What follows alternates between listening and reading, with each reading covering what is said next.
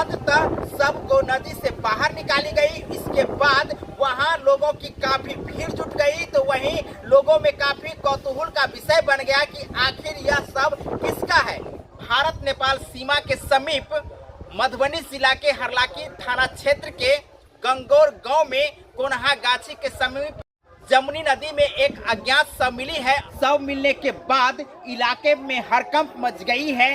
जहां तहां से लोग इस शव को देखने के लिए इकट्ठे हो गए हैं और देखते ही देखते काफी भीड़ जुट गई है। स्थानीय थाना हरलाखी को खबर की गई है। स्थानीय थाना उक्त स्थल पर पहुंचकर शव को निकालने का भरपूर प्रयास किए। तो वहीं आपको बता दें कि इस शव को निकालने में काफी परेशानियों का सामना भी करना पड़ा है, क्योंकि शव से काफी दुर्गंध आ रही थी। तो वहीं ज्यादा दिन हो जाने के कारण शव को खींचने में काफी परेशानियां हुई। अंततः शव को नदी से बाहर निकाली गई। इसके बाद वहां लोगों की काफी भीड़ जुट गई। तो वहीं लोगों में काफी कौतूहल का विषय बन गया कि आखिर यह शव किसका है।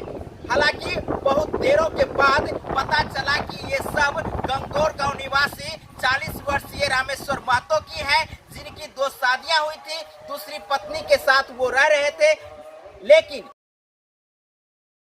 प्रथम दृष्टया जिस प्रकार से जानकारी प्राप्त हुई है कि घटना स्थल पर खून के निशान मिले हैं, तो वहीं दारू के बोतल के टूटे हुए टुकड़े मिले हैं। तो वहीं इस प्रकार के अंदेशा लगाई जा रही है कि दारू के बोतल के टुकड़े से इनकी हत्या करके नदी में फेंक दी गई है।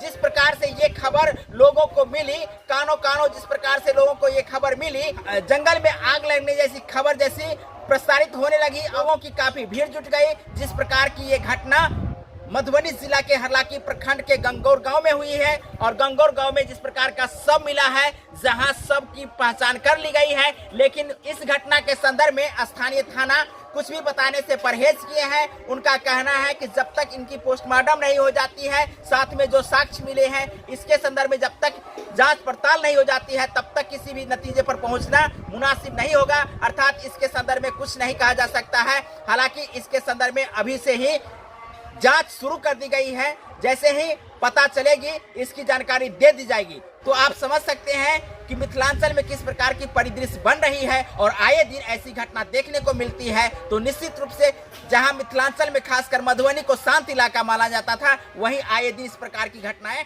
घट रही है। आप लोग भी कमेंट करके बताइए।